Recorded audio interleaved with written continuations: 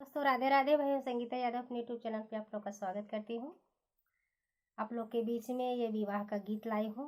कैसा लगे comment box में बताना। अच्छा लगे तो लाइक और सब्सक्राइब शेयर जरूर करना। सोवत रहली मैरिया के गोदिया, उचक पड़े आधी रात जी। सोवत रहले मैरिया के गोदिया, उचक पड़े आधी रात जी।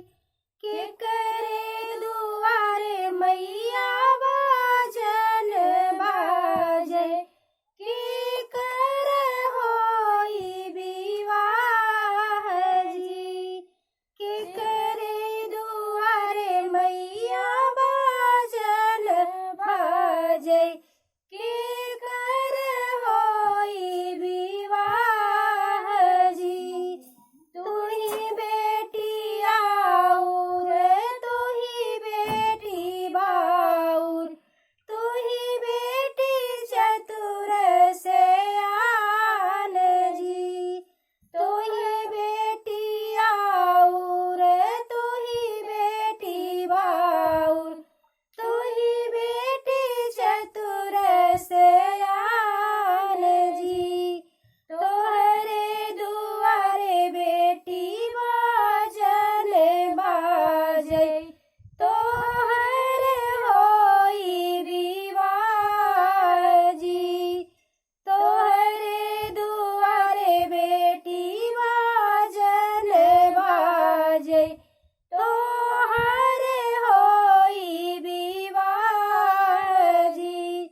नहीं हम सीखे मैया सुपवा टेलरिया, नहीं हम राम रसोई जी। नहीं हम सीखे मैया सुपवा टेलरिया, नहीं हम जाने रसोई जी। सास ननद मोरी मैया गरी आई है, हमसे सहलो न जाई जी। सास ननद मोरी मैया गरी आई है, हमसे सहलो न जाई जी। सीखिले मोरी बेटी सुपवा टेलरिया, सीखिली हो राम रसोई जी।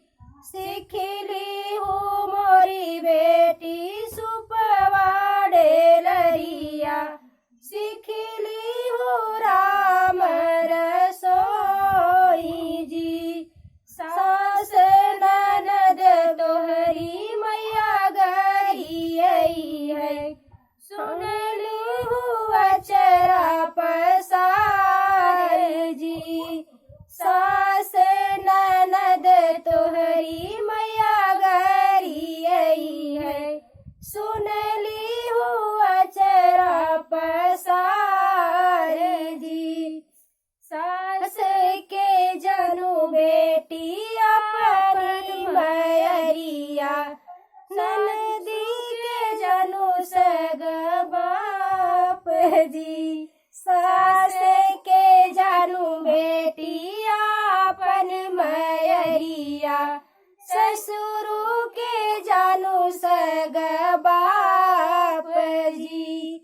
ननदी के जानू बेटी आपन बहिनिया, देवरा के जानू सगा भाई जी। ननदी के जानू बेटी आपन बहिनिया, देवरा के जानू सगा भाई जी।